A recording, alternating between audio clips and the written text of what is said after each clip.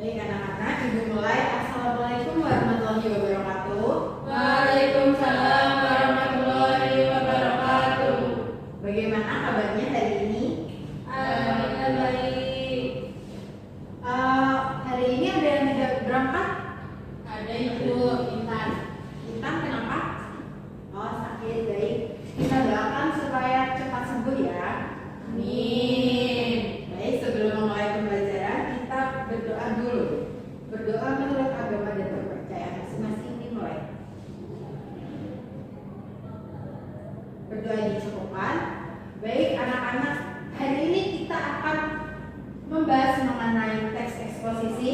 Kemarin kan kita sudah mengetahui mempelajari mengenai pengertian dan juga struktur dari teks eksposisi. Hari ini kita akan belajar mengidentifikasi gagasan pada teks, kemudian pesan tersurat dan pesan tersirat.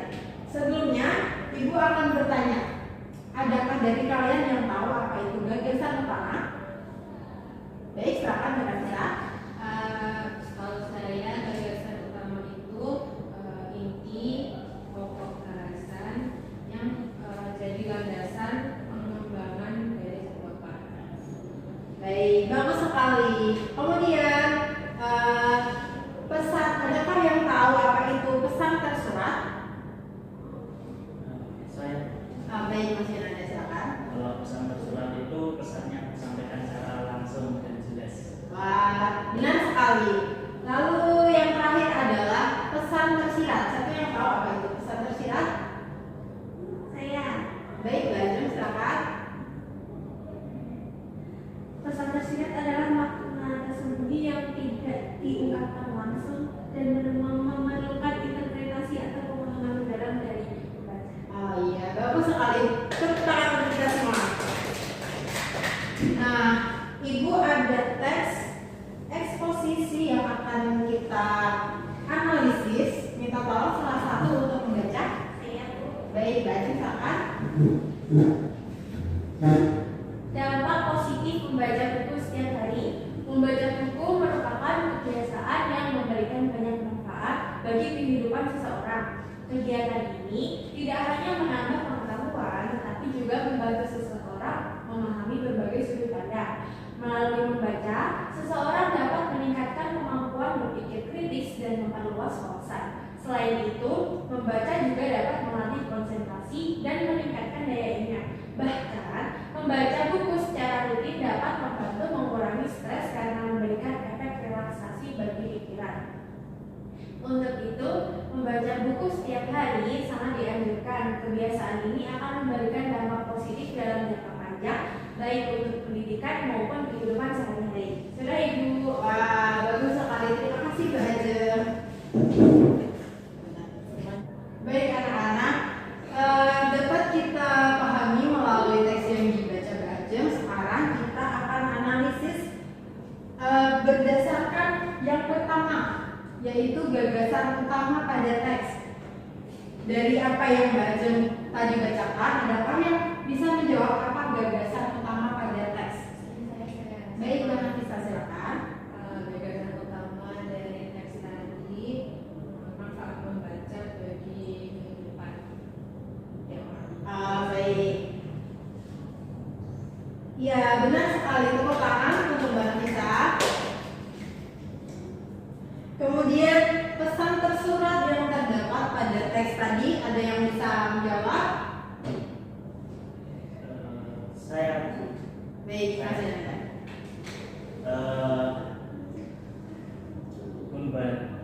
pesan tersuratnya itu membaca buku memberikan banyak manfaat. Jadi bisa menambah wawasan, terus daya ingat dan mengurangi stres. Ya, bagus sekali. Kurang lebih jawabannya seperti itu ya. Membaca buku dapat memberikan banyak manfaat seperti meningkatkan wawasan, melatih konsentrasi, meningkatkan daya ingat, dan mengurangi stres. Kemudian yang terakhir ada pesan tersirat. Siapa yang punya dia? Silakan baca. Pesan tersiratnya tadi yaitu penulis ingin mengajak pembaca untuk membiasakan supaya pembaca merasa kalau membaca cepat sekali Mbak Aja. Sekali lagi tepuk tangan untuk kita semua. Nah, Ibu rasa kalian sudah paham bagaimana menganalisis teks eksposisi. Baik anak-anak, sekarang kita latihan pada LKPD yang akan Ibu bagikan. Nanti diisi tiap individu ya. Baik, Ibu.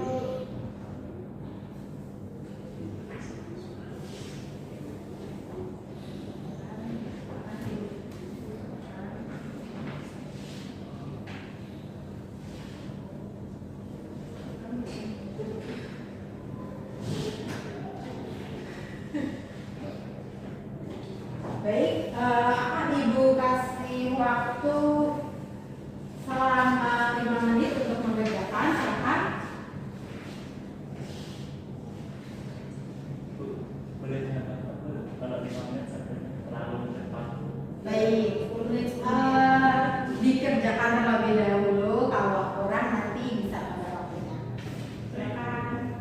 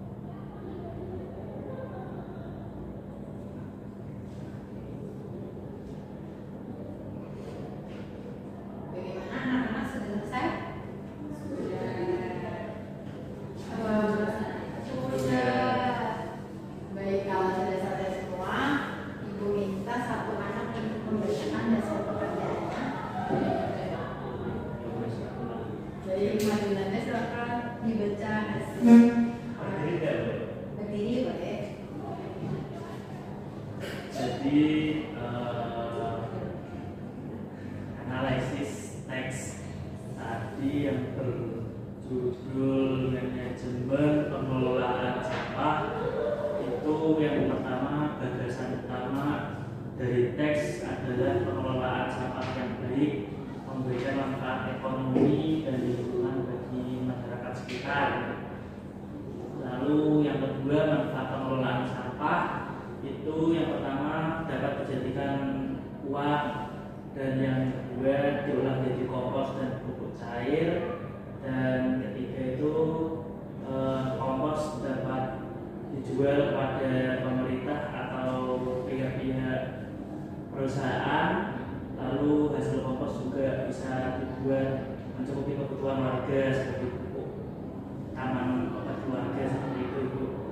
Dan yang kelima ada pengelolaan sampah membuka kegiatan dan pemasukan positif, dan yang terakhir itu pupuknya bisa menyuburkan tanah. Terus yang ketiga, informasi tersuratnya itu adalah warga Pasar Ciputat dan Kaliabang berhasil mengelola sampah menjadi pupuk kompos dan pupuk cair. Lalu yang keempat itu yang tersirat, penulis menyampaikan pengelolaan sampah perlu kerjasama dari semua pihak agar sampah dapat dimanfaatkan dengan baik dan tidak merusak lingkungan. Terus yang terakhir itu kenapa masyarakat perlu diajari memilah sampah organik tidak organik, karena pemilahan sampah memudahkan proses pengolahan sampah yang dapat menjadi barang bermanfaat. Wah, bagus sekali jawaban dari Mas Yunanda. Tepuk tangan semuanya. Nah, karena sudah selesai mengerjakan, tempat kerjanya dikumpulkan ya.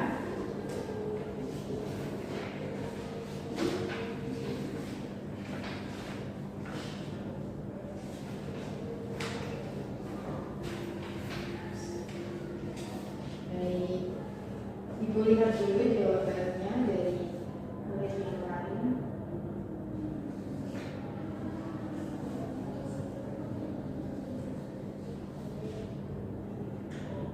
Wah, jawabannya pada bagus-bagus semua ya.